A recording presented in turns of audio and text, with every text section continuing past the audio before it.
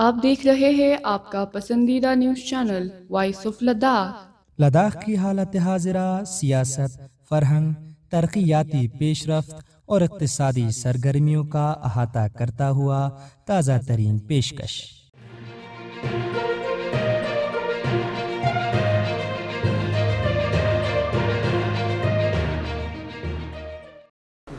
نام تو بہترین سر آغاز، اے نام تو بہترین سر آغاز، بی نام تو نام کئی کنم باز۔ صف ثانی میں بیٹھے معزز خواتین و حضرات، عزیز طلباء و طالبات، روحانیون کی خدمت میں مؤدبانہ سلام علیکم۔ میں کوئی عالم نہیں ہوں، فارسی کا ایک ادنا طالب علم ہوں۔ انہوں نے خواہ میری اتنی بڑی تعریفیں کی، میں ان تعریفوں کے لائق ہرگز بھی نہیں ہوں۔ اسلام کی کوئی اسکالر نہیں ہوں۔ میرا پیپر جو ہے وہ ہے آپ کے لداخ کے بارے میں، لداخ میں اسلام۔ اسی بارے میں تھوڑی بہت اپنی طرف سے ادنا کوشش کی ہے آپ حضرات تک اپنے خیالات پہنچانے کی۔ مجھے بس آپ سے یہی خواہش رہے گی کہ آپ کی طرف سے مجھے یہ عنایت ملے کہ جو بھی آپ کے سوالات ہوں تاکہ میری نالج میں اس کا اضافہ ہو جائے۔ اس کے لیے میں بہت بہت آپ کا آبھاری رہوں گا، اس کے لیے میں بڑا آپ کا شکریہ ادا کروں گا۔ شکریہ کرتا ہوں اور بسم اللہ کرتا ہوں خدا کے نام سے۔ جب ہم آج کے خطے لداخ کی بات کرتے ہیں تو ذہن فوراً لیہ اور کارگل کی طرف متوجہ ہوتا ہے۔ اگرچہ نوبرا، چنگتھنگ اور زنسکار وغیرہ بھی اس خطے میں شامل ہے۔ جغرافیائی طور پر لداخ تبت بزرگ اور بلتستان کے درمیان میں واقع ہے۔ بنی نوع انسان کی تہذیبی، تمدنی اور لسانی ارتقاء میں لداخ بھی اپنے بعض قدیم و جدید ناموں، مذاہب، اقوام و قبائل کی آمائشگاہ رہی ہے۔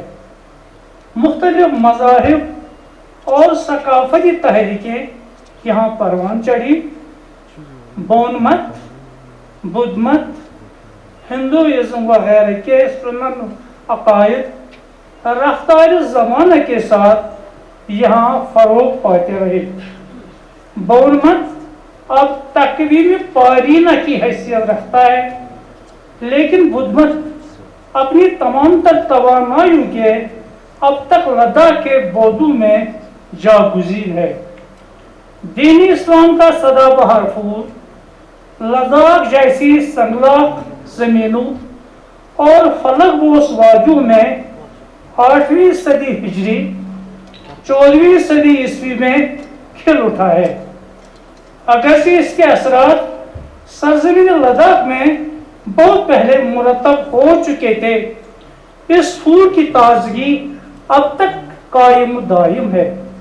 اس کی آرائش و پیرائش اور اس کی مہک میں اضافہ کرنے کے سلسلے میں جن بزرگوں نے اپنا خون پسینہ ایک کیا، ان کی حیثیت تاریخ بشریت میں تو مستقل ہے ہی، لیکن تاریخ ان کے ذکر کے بغیر ہرگز مکمل نہیں ہو سکتی ہے۔ خطہ لداخ میں اسلام کی آمد نہ صرف ایک مذہبی رجحان کا اضافہ تھا، بلکہ تہذیب کے دائرے کے رخ میں ایک تبدیلی تھی جس کو نظر انداز نہیں کیا جا سکتا ہے۔ ہماری آج کی اس نشست کا یہی موضوع ہے۔ کسی دینی تحریک اور انقلاب کو برپا کرنے میں بہت سارے عوامل کار فرما ہوتے ہیں، جن میں سیاسی، سماجی، تجارتی اور علماء و مبلغین و روحانیوں کا خاصا رول رہتا ہے۔ ہم یہاں پر انہی عوامل کا ایک سرسری جائزہ پیش کریں گے۔ نمبر 1، سیاسی و سماجی عوامل۔ کہا جاتا ہے کہ 6 صدی عیسوی تک تبت ایک بڑی طاقت بن کر ابھرا تھا۔ 7ویں صدی میں عباسی خلفاء کے دور میں چین اور کشمیری فرمان روا للتا دتیا کا توڑ کرنے کے لیے تبت اور عربوں کے درمیان ایک معاہدہ عمل میں آیا تھا، جو اس بات کا گماز ہے کہ عربوں کا اثر رسوخ تبت تک کافی حد تک بڑھ گیا تھا اور دین اسلام اس کی سرحد پر دستک دے چکا تھا۔ عرب جرنیل قتیبہ بن مسلم نے چینی ترکستان کے شہر کاشغر کو فتح کر لیا تھا اور 721 میں بلتستان پر قابض ہوا۔ 740 سے 840 عیسوی کے درمیانی زمانے میں شاہراہ ابریشم سے لداخ آنے والی قدیم شاہراہ یاشوب کے راستے عربوں کا اس خطے میں آنے کا واضح ثبوت ٹانکچے گاؤں کے آس پاس بڑے بڑے پتھروں پر بعض عربوں کے نام اور کم از کم ایک قرآنی آیت سے ملتی ہے۔ 8ویں صدی عیسوی میں راجہ لوتیادت تبت اور بلتستان اور لداخ پر اپنی پوری گرفت بنائے ہوئے تھا۔ 15ویں اور 16ویں صدی عیسوی میں کشمیر کے مسلم حکمران وقتاً فوقتاً تبت پر فوج کشی کرتے رہے۔ بہرحال 10ویں صدی کے بعد ان سیاسی عوامل کا تہذیبی اور مذہبی اثر لداخ پر شمالی ہند، خاص کر کشمیر اور عربوں کی طرف سے ہوا ہے۔ لداخ پر مغلوں کی عملداری تقریباً 1 صدی تک قائم رہی، تاہم یہ عملداری عملی نہیں تھی۔ مغلوں کا کوئی حاکم لداخ میں نہیں رہتا تھا، البتہ لداخی راجے مغلوں کے باج گزار تھے۔ انگریزوں کی عملداری اور دور حکومت میں لداخ اور بلتستان باضابطہ طور دوغروں کے زیر نگین آ گئی۔ 7ویں صدی عیسوی سے لے کر تبت پر عربوں، کاشغریوں اور کشمیریوں کی فوج کشی نے اس پورے خطے پر دور رس اثرات مرتب کیے۔ کرگل ایک فوجی چھاونی کی حیثیت رکھتی تھی اور لداخ اور کرگل شاہراہ ابریشم پر تجارتی لحاظ سے نہایت اہمیت کے حامل تھے۔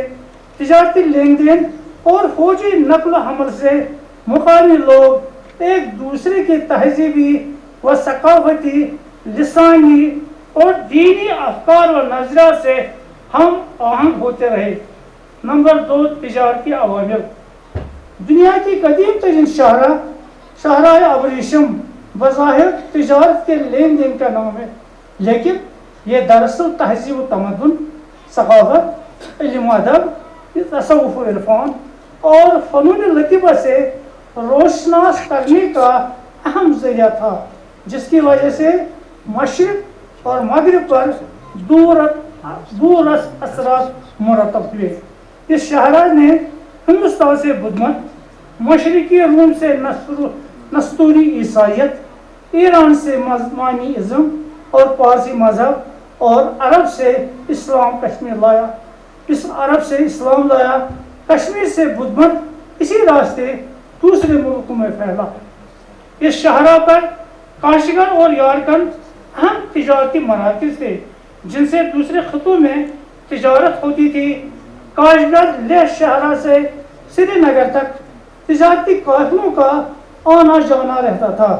ایران اور وسطی ایشیا کے بعض متمدن اور علم و ادب کے مراکز روحانی اقدار کے گہوارے جیسے سمرقند، بخارا، تاشقند، نشاپور، ہیرات وغیرہ اس شاہراہ کی مختلف شاخوں پر آباد تھے۔ یہاں کے ہزاروں علماء و فضلاء، صوفی بزرگ، دینی رہنما، شعراء و ادباء، مشائخین اور اولیاء کرام لوگوں تک اپنے دینی افکار و نظریات سے روشناس کرتے رہے۔ کشمیر سے بہت سارے علماء اور دینی رہنماؤں نے اپنی علمی پیاس بجھانے کے لیے سمرقند، بخارا، کاشکن، ختلان، نشاپور، بدخشاں وغیرہ کا سفر مختلف ریاستوں میں کیا۔ کشمیر کی تاریخ ہے ان کے تذکروں سے بری پڑی ہیں جن سے یہاں صرف نظر کیا جاتا ہے۔ اب ہم ایک اہم عوامل کی طرف آتے ہیں، وہ ہے علماء و فضلاء، مشاکل اور مبلغین کا مشن جو ہے۔ سید محمد عباس کاظمی کا کہنا ہے کہ ابراہیم مقپون، جس کا زمانہ تاریخی لحاظ سے 1190 سے لے کر 1200 عیسوی تک ہے، پہلا مسلمان تھا جو علاقے بلتستان میں واجد ہوا۔ بلتستان کی جب ہم بات کرتے ہیں تو ہمارا مراد جو ہے اس وقت اس سارے خطے سے ہے۔ آج کل بلتستان جو ہے مطلب کرگل جو ہے قسمتی سے اس سے الگ ہو جا کر دوسرے ملک کا علاقہ جو ہے وہ بلتستان سے الگ رکھتے ہیں، مگر اس وقت جس وقت تبت کی ہم بات کریں یا بلتستان کی بات کریں، اس وقت بشمول کرگل یہ سارے علاقے اس میں شامل تھے۔ پہلا مسلمان تھا جو علاقے بلتستان میں وارد ہوا اور مرتے دم تک مسلمان رہا۔ بعض مورخین اور تذکرہ نویسوں نے لیہ لداخ، کرگل اور بلتستان میں اسلام کی آمد اور اشاعت اور تبلیغ و اشاعت کا سہرا میر صلی علی حمدانی، ان کے بیٹے میر محمد حمدانی، سید محمد نور بخش، میر شمس الدین محمد راکی اور حضرت شیخ دانیال کے سر باندھا ہے۔ ان علاقوں میں بھی اسلام کا باضابطہ عروج کشمیر میں اسلام کی آمد کے ساتھ ہی مربوط کیا جاتا ہے۔ 8ویں صدی ہجری 14ویں صدی عیسوی کی ابتدائی دہائی میں حضرت شرف الدین بلبل شاہ ترکستان سے وارد کشمیر ہوئے۔ یہ اولین دینی رہنما اور صوفی بزرگ تھے کہ جن کے دست حق پرسپر لداخ سے تعلق رکھنے والے ایک بدھ شہزادہ رنچن شاہ مشرف اسلام ہوا۔ یہ اولین کڑی تھی جو کشمیر کو لداخ اور ترکستان سے جوڑتی ہے۔ حضرت بلبل شاہ کے وفات کے بعد ٹھیک نصف صدی کے بعد زیادہ عرصہ گزرنے پر بانی مسلمانی حضرت میر صلی علی حمدانی 700 سادات، علماء، فضلاء، مشائخ اور دیگر صوفیاء کرام کے ہمراہ کشمیر تشریف لائے۔ کشمیر میں ان کی تشریف آوری کے بارے میں مورخین کے درمیان میں اس بات پر اختلاف نظر موجود ہے کہ آپ آیا کتنی بار کشمیر تشریف لائے۔ حضرت میر صلی علی حمدانی کے بلا واسطہ اور بالواسطہ مریدین نور الدین جعفر بدخشی کی کتاب خلاصۃ المناقب اور بابا حیدر بدخشی کی کتاب منقبۃ الجواہر کے مطالعے سے حضرت شاہ ہمدان کی تشریف آوری صرف ایک بار اس کی روشنی پڑتی ہے۔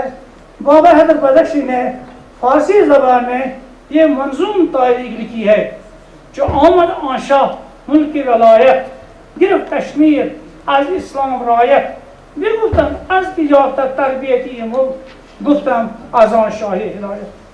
کشمیر کی قدیم فارسی تاریخوں جن میں تاریخ سید علی، واحد شاہی، تاریخ حیدر مجید چودورہ وغیرہ شامل ہیں کہ مطالعے سے حضرت میر کے ایک ہی بار کشمیر آمد کا تذکرہ ملتا ہے، اگرچہ ان تاریخوں سے اس بات کا اندیان نہیں ملتا ہے کہ آپ کس راستے سے کشمیر آئے۔ البتہ 786 ہجری میں ان کی وطن واپسی بارہمولہ کے راستے سے واضح ہے، اور مورخ سید علی نے قاضی ابراہیم قاضی حمید الدین کے حوالے سے کشمیر میں ان کا قیام 40 دن لکھا ہے، اور یہ بھی بیان کیا ہے کہ بعضوں نے 6 ماہ لکھا ہے۔ امین احمد رازی نے ہفتہ اقلی میں بھی لکھا ہے کہ سلطان قطب الدین کے عہد میں اہل حکومت میں سید الحمدانی کشمیر آئے اور صرف 40 روز قیام کیا۔ مورخ حسن کا کہنا ہے کہ حضرت سید الحمدانی 783 ہجری میں تبت اور ترکستان کی سیاحت کے ساتھ خواہش سے کشمیر سے روانہ ہوئے۔ 3 برس ان ملکوں میں دین اسلام کی تبلیغ فرمائی۔ بلتستان، لداخ، کاشغر، ختن، تنگان اور مچھی وغیرہ کی سیر و سیاحت کرتے ہوئے شہر افسوس میں اصحاب کہف کے دور کی زیارت سے مستفید ہو گئے۔ 750 عیسوی میں پھر کشمیر کو رونق بخشی۔ پیر غلام حسن نے نہ صرف حضرت شاہ ہمدان کا متعلقہ علاقوں میں دین اسلام کی تبلیغ و اشاعت کا تذکرہ کیا ہے، بلکہ لکھا ہے کہ ان کے فرزند حضرت میر محمد حمدانی دین اسلام کی اشاعت کے لیے ایک مدت تک تبت خلد یعنی بلتستان کی طرف تشریف لے گئے اور بلتستان کے ایک علاقے شگر اور لداخ کے علاقے لیہ میں خانقاہیں تعمیر کر کے واپس چلے گئے۔ مورخ حسن اولین تاریخ نویس ہے جس نے حضرت میر محمد حمدانی کی بلتستان کے علاقے میں تبلیغ دین کی بات درج کی ہے۔ اس بات کی تائید کسی اور ماخذ سے نہیں ہوتی ہے۔ مولوی حشمت اللہ خان اپنی تاریخ میں بلتستان میں اسلام کی آمد اور اسے رواج دینے کے بارے میں ایک روایت یوں درج کی ہے کہ غازی تھم کے زمانے میں حضرت امیر کبیر میر صدری حمدانی کشمیر کے راستے سے اسکردو اور شگر تشریف لائے اور دین اسلام کی اشاعت کی اور امبورک کے مقام پر مسجد کی بنیاد ڈالی۔ لگتا ہے مولوی صاحب تذبذب کا شکار رہے ہیں۔ اس نے بعد میں اپنے ہی بیان کی نفی کی ہے اور لکھا ہے کہ ان دونوں سفروں یعنی 781 اور 785 میں کشمیر کے اپنی سفر کے دوران شاہ ہمدان کا بلتستان تشریف لے جانا بلتستان کے راہ سے وارد ہونا مذکور نہیں ہے۔ موصوف یہ بھی لکھتا ہے کہ غالباً ان کے خلیفہ کے واقعہ کو عام رواج میں خود ان کی طرف منسوب کر دیا گیا ہے۔ مولوی حشمت اللہ خان کی تقلید میں غلام حسن سہروردی نے اپنی کتاب تاریخی بلتستان میں سیکنڈری سورسز کے حوالے سے حضرت میر صدری حمدانی کی تبت بلتستان آمد کو حتمی قرار دیا ہے اور لکھا ہے کہ حضرت میر 783 ہجری میں والد بلتستان ہوئے تھے اور ان علاقوں میں مصروف عمل رہے اور لوگوں کو دعوت اسلامی دعوت کیا۔ غلام حسن سہروردی موصوف نے حضرت شاہ ہمدان کی آمد ایک نہیں بلکہ 2 بار لکھی ہے۔ وہ لکھتے ہیں کہ ترکستان اور ماورا النہر کے علاقوں میں 1.5 سال کا عرصہ گزارنے کے بعد اور دوبارہ بلتستان تشریف لائے۔ اس دفعہ آپ سیاہ چاند کے بجائے قراقرم کے دورہ مستق کو پار کرتے ہوئے 785 ہجری میں شگر کے موزے براؤدو پہنچ گئے۔ پہلی دفعہ کے یہاں آمد کے موقع پر جن 2 مسجدوں کی آپ نے بنیاد رکھی تھی وہ مکمل ہو گئی تھی، چنانچہ آپ نے انہیں اپنا مرکز بنایا اور شگر کے تمام علاقوں میں دین اسلام کی اشاعت کی۔ شگر میں قیام کے دوران مسجد 6 برونجی تعمیر کروائی اور اس کی دیواروں پر سورہ مزمل بخط جلی سیاہی سے تحریر فرمایا۔ تحریک بلتستان میں درج ہے کہ قیام شگر کے بعد آپ اس دفعہ تھلیلا کے بجائے انکریس کے راستے خبلو تشریف لے گئے، وہاں سے چھوڑبٹ والد ہوئے جہاں سے اپنے کشمیر کا رخ کیا۔ غلام حسن سہروردی نے حضرت شاہ ہمدان کا بلتستان کے جن اہم علاقوں کی آمد کا تذکرہ کیا ہے ان میں اسکردو، شگر، تھلے، بلگار، خبلو اور سلطرو قابل ذکر ہیں۔ اسکردو میں خریڈون اور گنبد کے مقام پر مسجدیں تعمیر کروائی۔ اسی طرح شگر میں 2، 6 برونجی اور امبوڑا کے محلے میں ایک مسجد کی تعمیر کو بیان کیا ہے۔ تھلے کے باشندوں کو بزیر مسلمان بنانے اور جامع مسجد و خانقاہ کی بنیاد ڈال دینے کے بعد حضرت موزے بلگڑ پہنچے۔ بلگار سے ڈوگنی جہاں ایک خانقاہ کی بنیاد ڈالی، ڈوگنی سے خبلو وہاں کے راجہ نے بخوشی اسلام قبول کیا، چکچند کے بت خانے کو دشمار کیا اور ایک مسجد تعمیر کی۔ مولک موصوف کا مزید کہنا ہے کہ خبلو میں تبلیغ کے بعد آپ چھوڑ بٹ روانہ ہوئے، جگہ جگہ لوگوں کو مسلمان بناتے، بدھ مت اور اون چھوس کے مراکز کو منہدم کراتے اور ان کی جگہ مسجد بناتے چولو پہنچے۔ یہاں سے آپ نالج چولو مکھا کے راستے سلطوروں میں داخل ہوئے۔ مسجد پھڑاوا کی بنیاد بھی آپ نے رکھی جو اپنی نوعیت کی خوبصورت مسجد تھی۔ ان علاقوں میں عیسیٰ اسلام کے بعد آپ سیاہ چاند کے راستے ترکستان کے شہر یازگند پہنچ گئے۔ موج کے موضوع نے نہ صرف شاہ ہمدان کا مختلف جگہوں پر مسجدوں کی بنیاد رکھنے کے ساتھ ساتھ ایسی بعض کرامت کا تذکرہ کیا ہے جو حضرت میر کے ساتھ پہلے ہی منسوب کی گئی ہے۔ شاہی گاہوں جو 10ویں صدی سے 15ویں صدی عیسوی تک لداخ کا دارالقلعہ رہا ہے میں برلب دریا ایک خوبصورت مسجد حضرت شاہ ہمدان سے منسوب کی جاتی ہے۔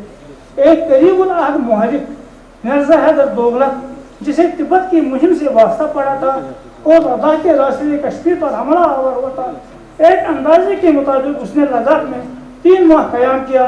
اس نے اپنی تاریخ میں تبت کو بالتی کا نام دیا ہے اور بعض جغرافی کی درج کی ہے۔ اس نے اپنی کتاب تاریخ رشیدی میں لداخ وغیرہ میں کسی مسجد اور خانقاہ کے بارے میں کچھ نہیں لکھا ہے۔ ڈاکٹر سردار اشرف ظفر نے کتاب کشیر کے حوالے سے حضرت میر کے ترکستان اور لداخ کی سیاحت کا تذکرہ کیا ہے۔ بہرحال واضح ہے حضرت شاہ عثمان کا دنیا کی 1/4 کا 3 بار جہان گردی کا تذکرہ عیان و بیان ہے۔ کہا جاتا ہے کہ آپ 20 یا 21 سال مسلسل جہان گرد رہے، لیکن ان کے طویل سفروں کے بارے میں کوئی باضابطہ سفر نامہ نہیں لکھا گیا ہے۔ مورخین اور تذکرہ نگار حضرات نے حضرت شاہ ہمدان کے بعد جس اہم دوسری شخصیت کا لداخ اور بلتستان آمد کا تذکرہ کیا ہے، ان میں مولوی حشمت اللہ خان، غلام حسن سہروردی، غازی محمد نعیم وغیرہ سر فہرست ہیں۔ مولوی صاحب حضرت سید محمد نور بخش کی بلتستان آمد میں تردد کا شکار رہے ہیں۔ ان کی بلتستان آمد تقریباً سال 850 ہجری میں لکھا ہے، ایک اور جگہ سال 840 درج کیا ہے۔ اس کا کہنا ہے کہ شکر کا راجہ غازی تھم نے آپ کے دست بیعت پر اسلام قبول کیا۔ اسکتوں کے بعد آپ شکر تشریف لے گئے، جہاں گوری تھم راجہ مشرف اسلام ہوا اور اپنا اسلامی نام غازی میں رکھا۔ وہ لکھتا ہے کہ مسجد امبورک اور مسجد چھوبرونچی جو حضرت میر کبیر سید علی ہمدانی کی طرف سے منسوخ کر دی گئی ہے، غالباً سید محمد نور بخش نے بہتگاہ میں غازی میر تعمیر کی۔ موصوف مزید لکھتے ہیں کہ شکر سے آخریس، وہاں سے خبلو جہاں تھوڑا عرصہ بہت عرصے کے لیے رہے، خبلو میں تھوڑی مدت تک قیام کے دوران مسجد چکچن کی بنیاد ڈال دی، پھر ہنولہ کے راستے پوری اور زنسکار چلے گئے۔ اس علاقے میں پوری 6 ماہ بسر کیے۔ تاریخ بلتستان کے مصنف غلام حسن سہروردی نے مولوی حشمت اللہ کی تقلید میں سید محمد نور بخش کے مختلف علاقوں میں تبلیغ دین اور مساجد وغیرہ کی تعمیر کرنے کی تصدیق کی ہے۔ مورخ موصوف نے لکھا ہے کہ بلتستان کا تفصیلی دورہ کرنے کے علاوہ آپ نے کارگل، زنسکار اور خرمن کا دورہ کیا اور ان علاقوں میں سید صاحب کی مسائی جمیلہ کی بدولت دین اسلام رواج پا گیا۔ مولوی حشمت اللہ نے پوری یعنی کارگل میں حضرت سید محمد نور بخش کے پیرووں کی کثیر تعداد بتائی ہے اور یہ خیال ظاہر کیا ہے کہ یہ سید صاحب کی خواہشوں کا ہی نتیجہ ہے، جس کی وجہ سے ان کا نام علاقے میں بڑے احترام سے لیا جاتا ہے۔ مولوی حشمت اللہ کے بغیر 1936 میں ان علاقوں میں نور بخشی اکثریت میں تھے اور شیعہ فرقہ اقلیت میں، لیکن بعد میں آغا سید علی کریسی نے بہت سے لوگوں کو شیعہ بنایا۔ مولوی موصوف کا مزید کہنا ہے کہ سید محمد نور بخش نے اپنی تبلیغی دورے کے دوران صرف پورے کارگل کی آبادی کو ہی مسلمان نہیں بنایا تھا، بلکہ سوٹ، چکچن، پشکم کی آبادی کو بھی اسلام کے دائرے میں لایا تھا، جسے بعد میں ان کے شاگرد استحکام پہنچاتے رہے، جس کا اثر آج تک باقی ہے۔ مولوی حشمت اللہ ایک اور مبلغ کی تبلیغی کاوشوں کا تذکرہ کرتے ہوئے لکھتے ہیں کہ آخون محمد شریف نے گاؤں علماء بغیر تبلیغ اسلام تعینات کر دیے اور خود بھی اس کام میں مصروف ہو گیا۔ ان کی محنت بآہستگی بار آور ثابت ہوئی۔ غازی محمد نعیم نے تاریخ بلتستان کی پیروی اختیار کی اور انہی کے مؤخر بروئی کروائے ہیں جن سے تاریخ بلتستان کے مصنف نے استفادہ کیا ہے۔ اسے اس بات کا اعتراف ہے کہ جہاں میر سید محمد نور بخش کی بلتستان آمد خشک عقیدگی کا کرشمہ معلوم ہوتی ہے، وہاں میر شمس الدین محمد عراقی کے دورے بلتستان سے تمام مورخین کو اتفاق ہے۔ شاہ سید محمد نور بخش نے جب اپنے مرشد خواجہ اسحاق حتلانی کے ہمراہ ہمارا وقت کے طاغوتی حکومت کے خلاف داعیہ الحق کی آواز بلند کی. ان کے پیر و مرشد خواجہ اسحاق قطوانی دیگر صوفیوں کے ساتھ شہید کیے گئے اور سید محمد نور بخش کو پابند سلاسل کر کے ہرات لایا گیا. بعد میں انہیں ابتلا و مصائب قید بند کی صعوبتیں برداشت کرنی پڑی اور ملک بدر کی ٹھوکریں کھانی پڑی. ہرات، شیراز، بہبہان، بغداد، کردستان، گیلان، آذربائیجان، کھلکھال، تبریز، شیراز وغیرہ میں جلن وطنی کی زندگی گزارنی پڑی. آخر پر وہ گیلان وارد ہوئے اور وہاں شفت پورہ کے مقام پر ایک خانقاہ کی تاسیس کی. یہ غالباً 840 عیسوی کے بعد کا زمانہ تھا اور اس مقام پر ایک کئی مدت تک عبادت الہی میں مشغول رہے. ایک اندازے کے مطابق وہاں پر تقریباً 10 برس مقیم رہے. 850 ہجری میں مرزا شاہ رخ کے وفات پانے کے بعد علاقہ رہی تشریف لے گئے اور وہاں شورزان گاہوں کی تعمیر کی اور وہیں پر مرتے دم تک اپنے سلسلہ ارشاد کو جاری رکھا. شاہ سید محمد نور بخش کو وقت کے طاغوتی نظام کے مظالم کے تحت جن شہروں میں چلاورنی کی زندگی گزارنی پڑے ان میں سے بعض علاقوں کے لوگ جوک در جوک ان کے گھر ملا ہو کر ان سے رشد و ہدایت کی تعلیم پائی. اپنی چلاورنی کے دوران اور پھر گیلان اور رے میں اپنے قیام کے دوران ان کا کسی علاقے چچائی کی ان کی تبت آمد کا کسی مستند واقع سے روشنی نہیں پڑتی ہے. یہ صحیح ہے کہ ان کا حلقہ ارشاد نہایت وسیع تھا اور ان کے سلسلے ان کے خلفاء کے ذریعے سے دنیا کے مختلف ممالک جن میں مصر، شیراز، دلسول، خراسان، ہرات، تبت، کشمیر اور گجرات، ہند وغیرہ شامل ہیں میں پہنچا تھا. ان کے برگزیدہ خلیفہ اسیر لاہجی سبز والی اس جانب یوں اشارہ کرتے ہیں: زروم شام رب تو حد چین و خطا ز مقدم خلفا پرز مشک و امبر کر. ماحول بالا شعر کی روشنی میں دیکھا جائے تو عین ممکن ہے کہ سید محمد نور بخش کا کوئی برگزیدہ خلیفہ تبت آیا ہوگا.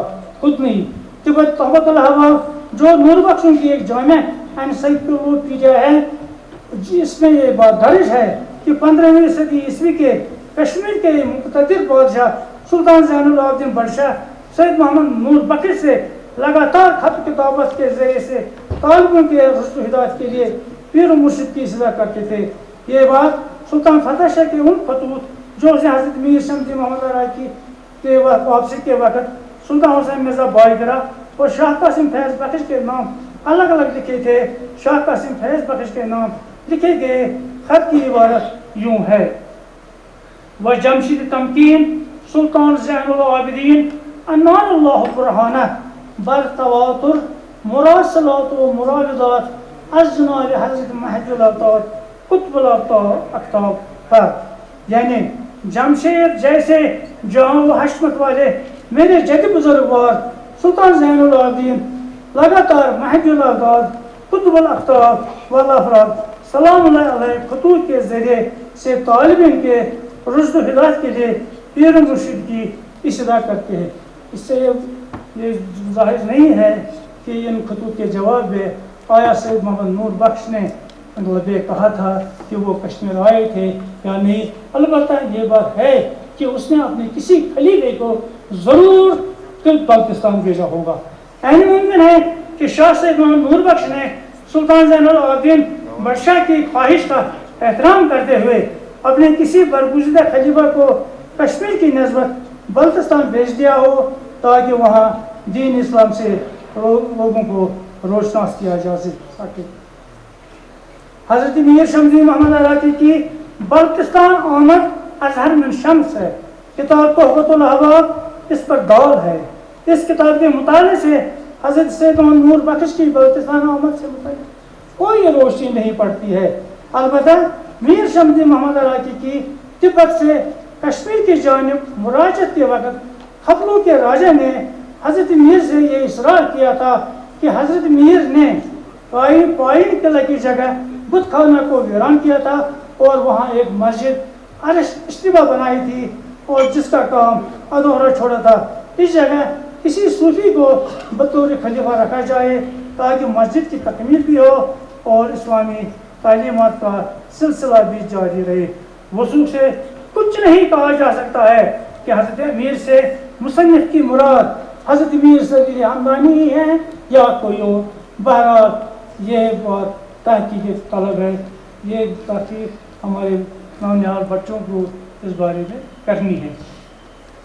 साहिब तहबातुल अहबाब का कहना है कि हज़रत मीर शमस मोहम्मद अराकी अपनी खुद साखत जलावत नाम निशान न था और किसी को इस्लाम के अहकाम और सैयद नाम सल्लल्लाहु अलैहि के शरीयत की कुछ खबर न थी। वहाँ के लोग या तो काफिर थे या मुनाफिक और या फुजार। वहाँ किसी को दीन की दर्द और मुसलमानी की कुछ फिक्र न थी। वहाँ के तमाम कुल्लू में बड़े बड़े बुतखाने थे और लोग बुतों को अपना खुदा जान कर पूछते थे। जब अंजना वहाँ कदम रजा हुए इस ज़ब्तुल मुहक्किकीन यानी मीर शमस मोहम्मद अराकी की तशरीफ आवरी से फैज़ व बरकत से सभी राजे महाराजे हुकाम और सलादीन तमाम रियाया और लोग वहाँ के रहने वाले मुशर्रफ इस्लाम हुए। वहाँ के तमाम लोग क्या छोटे क्या बड़े इस खुदा अख्तियार के हाथ पर ईमान लाकर इस्लाम के दायरे में दाखिल हुए। इस मुल्क के सभी मर्द और औरतें छोटे बड़े आन जनाब के पास आए और कलमा शहादत की तालीम पाई और कुफार व अशरार के रसूम व कवायद से बेजारी और दूरी बरत ली। तोहफतुल अहबाब जितने भी महफज हैं, ऐसे महफज जो सेकेंडरी नहीं बल्कि प्राइमरी सोर्सेज में तोहफतुल अहबाब को अवलीन दर्जा हासिल है। इसमें ये बात कहीं ज़ाहिर नहीं होती है कि हज़रत मीर सैयद हमदानी और हशरा सैयद मोहम्मद नूर बख्श बल्तिस्तान आए हैं, बल्कि ये वाज़ह है कि हज़रत मीर शमस मोहम्मद अराकी जब उसे वक़्त के हाकिम मीर सैयद मोहम्मद बाहिकी ने उसे जलाए वतन तिब्बत किया, वो यहाँ आया और यहाँ तकरीबन दो माह क़याम किया। अगरचे मोरिकीन ने जिनमें तारीख़ बल्तिस्तान है और हशमतुल्लाह खान तो वगैरह तरज्जुब का हमेशा शिकार रहे हैं। वो कभी एक बात लिखते हैं और दूसरी बार उसी वक्त उसकी नफ़ी करते हैं, लिहाजा उसकी बातों पर ज़्यादा भरोसा भी नहीं किया जा सकता है। तो इसलिए तहकीक करने की बड़ी ज़रूरत है कि आया ये मीर सैयद हमदानी बल्तिस्तान ज़रूर तशरीफ लाए हैं और हज़रत शाह सैयद मोहम्मद नूर बख्श तशरीफ लाए हैं। अलबत्ता मीर शमस की तशरीफ बल्तिस्तान में ज़रूर है। मीर शमस मोहम्मद अराकी के अलावा, ये मैं छोटा कर रहा हूँ, मकान तो बहुत बड़ा है, मीर सैयद हमदानी के अलावा उसके फर्जंद मीर दानियाल भी यहाँ आए थे, तिब्बत आए थे। बताया जाता है कि उस वक्त मिर्ज़ा हैदर काश्मीरी का कश्मीर में जुल्म जबर की बर्बरी थी, वो उस बहाने से तिब्बत आया और यहाँ आया।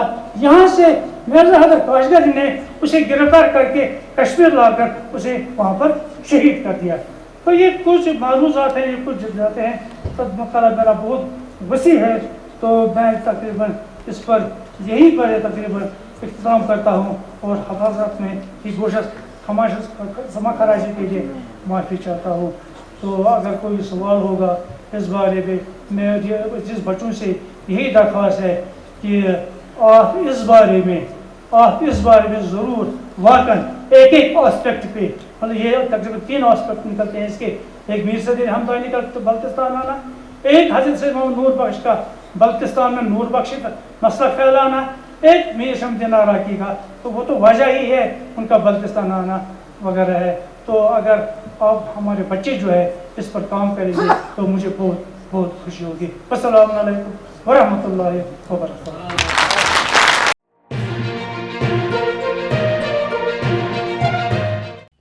मकामी, कौमी और बैनुल-अक़वामी ख़बरों से बाखबर रहने के लिए चैनल को लाइक, शेयर और सब्सक्राइब करें। साथ ही बेल आइकन दबाना न भूलें।